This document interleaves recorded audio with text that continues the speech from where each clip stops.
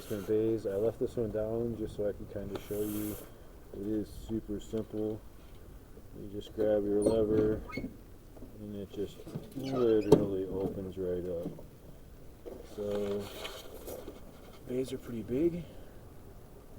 This is going to be where all the electronic stuff is. Currently, the batteries for the solar system and all the, running the interior on the coach stuff is all run off of these two batteries. As I said, there is a solar system, so I have to learn a whole lot about that. That's something that I have no background in at all. So that's going to be exciting. But there is an inverter in what you can't see, but behind this door there's another bay right there.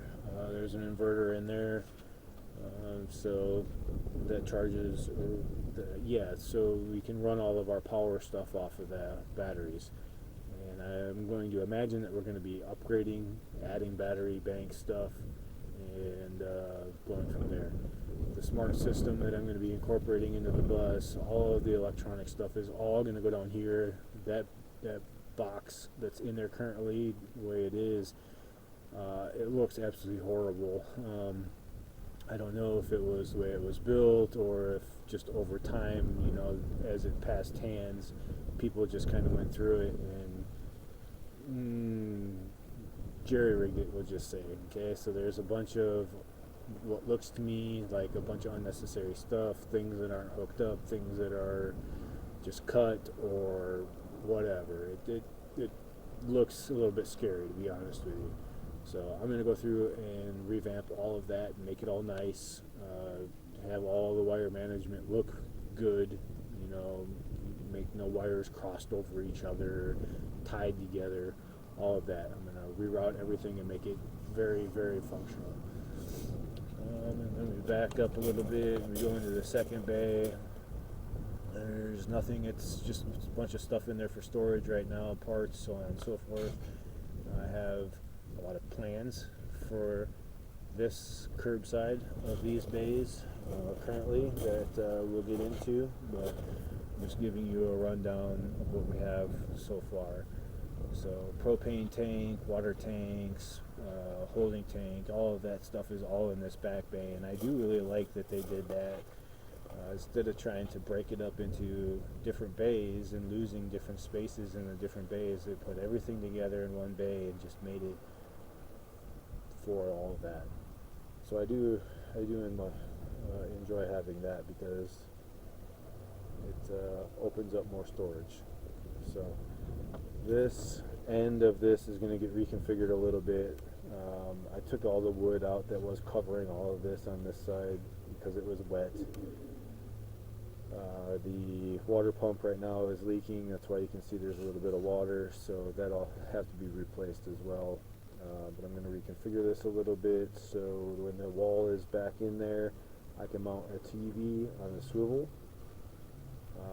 and then open this up when we are camping and have our outdoor entertainment. So there will be a radio that'll be wired up to some speakers and within the bays. The TV will be able to pull out and kind of turn because I'm going to put it on a swivel mount so we can get it out of the bay to watch. And then in here, I'm going to have in this bay right here a mini fridge. I have one already that fits perfectly. I have to take this cargo door off in order to get it to go into the bay. But once I do that, it'll be in there and it'll live there forever. I'm going to build where you can see right on this frame. This is the frame for the bus. Where you can see where that is. There's going to be a wall going straight down to the floor of the basement. So the mini fridge will be in there. You can see there's on the back side, you'll see when I get over on that side, but right now there is a pair of subs over there. Those will be hooked up behind the mini fridge. I will probably bring those up and mount those into the frame and then just add some supports going down just to try and keep them up off the ground and give a little bit more storage on the bottom. And I want to do that for, when we're out here watching movies and stuff like that, or football games, or motocross or whatever it is that we're watching, we can get a good quality surround sound. And bass is a part of that, in my opinion, and so I like to be able to incorporate that. On this side, then, we're going to mount a Blackstone that's going to be on slides, so we'll be able to slide the Blackstone out. We'll be cooking from this side over here of the Blackstone, so that way when the mini fridge is here, entertainment center is over here, I'm not impeding on any of that as I'm trying to cook, so I'll be standing over on this side. And then in between that, then we'll do some drawers that we can pull out that will house all of our outdoor grilling, so on and so forth. And then all of the wiring and everything for the smart system and the solar and all of that is going to be back up front there, but I'm just going to build it so it takes up the whole space and looks much better.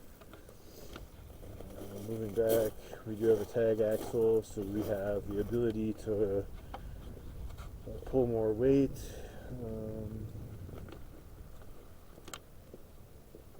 This is currently the back of the bus. Once the paint is done, and temporarily we'll probably just do a vinyl, but this top section is actually going to have a wrap up here because I'm not going to try and paint it. I'm going to do the United States map, and then we're going to put little dots on that map everywhere that we go. And then we are going to incorporate over the top of or around that our slogan, "Come Caravan with the Kenevans." So the back of the bus will be noticeable to anybody that has ever seen the channel, and they will be able to see everywhere that we have gone as well. It's just something I think is kind of cool and want to incorporate. So I hope this wind isn't too bad for you guys.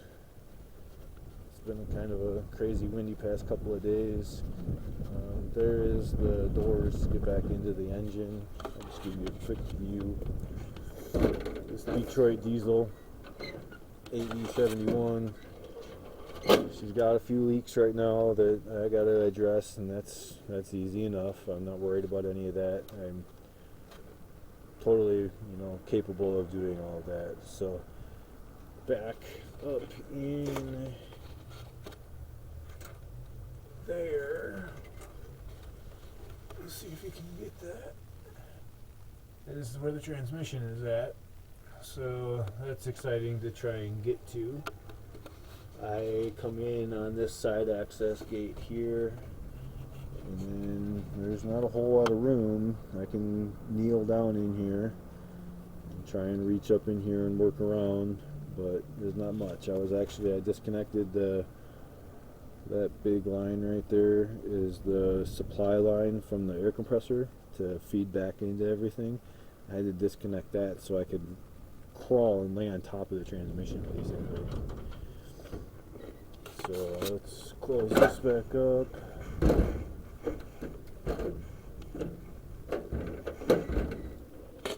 Walk around to the street side. Where all of the water management's at. We have shut-off valves for everything, and although it looks okay, probably looked better when it was brand new, I'm gonna replace it all. It needs to be updated. I want it to look very clean. I like to try and tidy up everything and make it as functional and appear as tidy as possible. Oh, look at this. I'm going to even get you guys a view of the leak. Oh, that's exciting. I seen up in here there is another unit that they must have had a leak problem prior and changed it out. So we're going to... Sorry, I accidentally hit the power button there.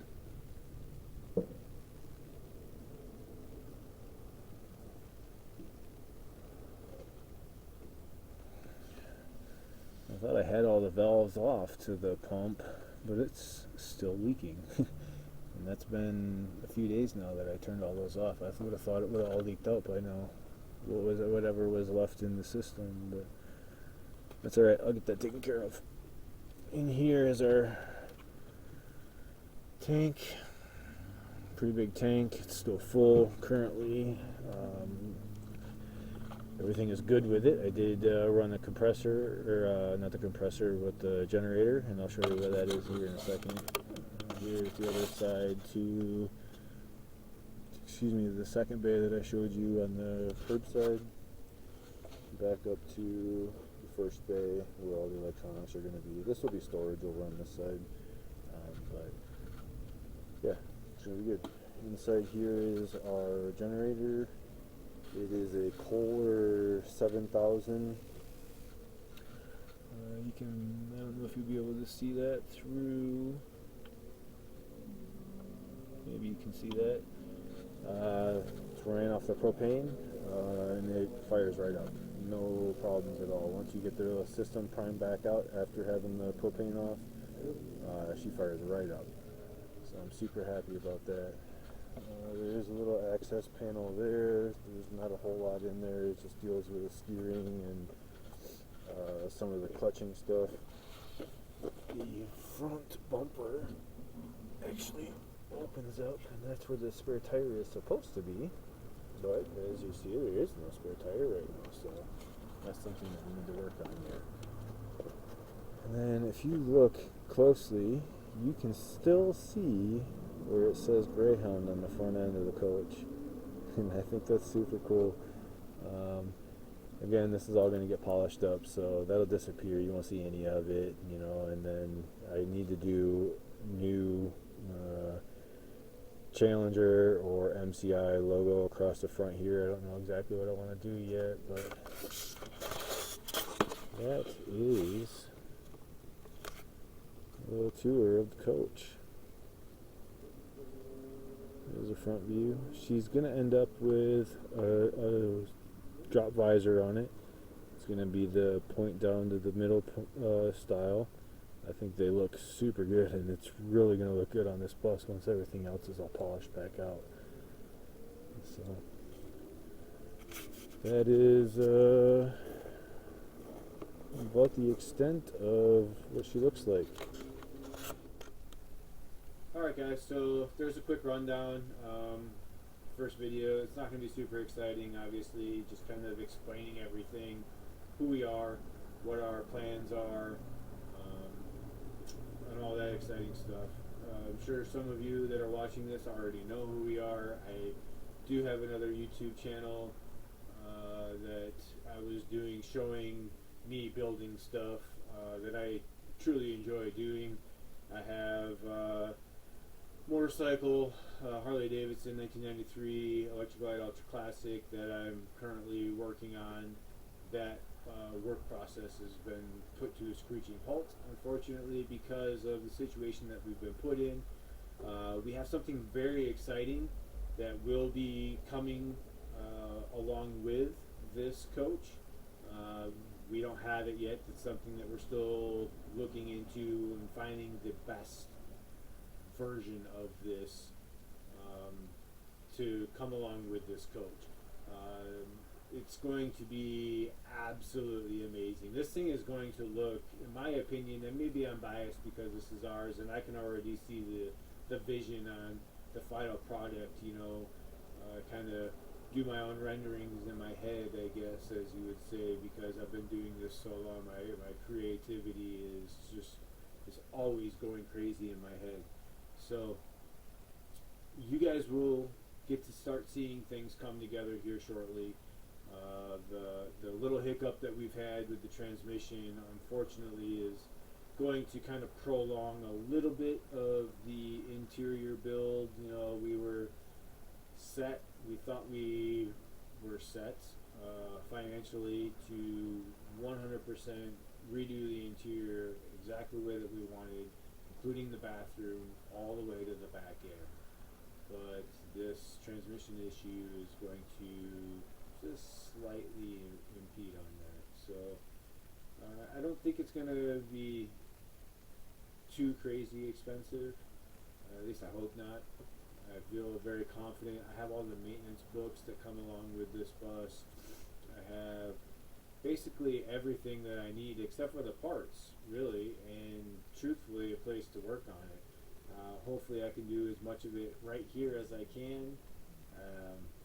I don't know that that's going to be a reality, but I feel very confident that I'll be able to accomplish the project myself.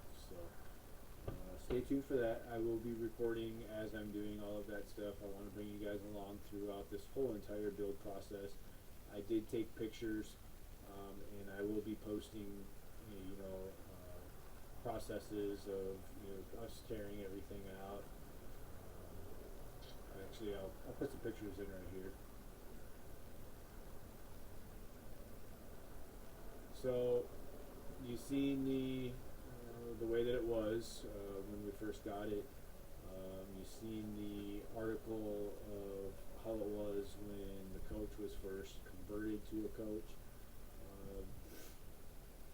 You've been given a rundown on our plans and on what we want to try and do with it.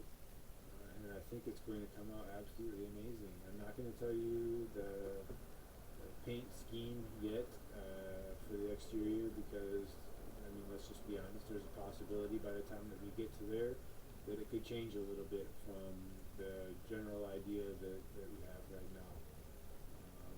I'm pretty certain that the colors that we're going to use aren't going to change, but the final design might, and so I don't want to say that we're going to do something right now and then when we get to paint that not be the case. I do anticipate painting it summer of 23. Summer, as soon as the kids are out of school this year, this year's school year, we plan on our final destination out of Las Vegas. We're going to make some, traveling, touring trip along the whole entire drive. Our final destination is the southeast region of the United States, but before we go there, we're going to go north. We want to go up and check out Yellowstone. We want to go check out a few other areas. I for sure want to go to Mount Rushmore and check that out with the kids. And I want to do that one before Sturgis because I want to go to Sturgis and enjoy all of that on the bike with the wife and not have all the kids for the whole time of that. I want to hopefully Sturgis 2023 we will be there with the whole Kenevan clan, my brother, his wife and kid, my father. I'm hoping that we can get the whole Kenevan clan there for that. So that's projected plan, and then next summer we plan on hanging out for a few months probably in Wisconsin, which is where we are both from, my wife and I, and all of our family is in Wisconsin. So we're gonna try and hang out there for a little while and travel down to the southeast region on weekends and maybe a week at a time here and there and explore and try and find our forever home location. We're looking at the Tennessee area, but we don't know that that's 100% certain yet. So stay tuned, and thanks for following along. See you in the next video.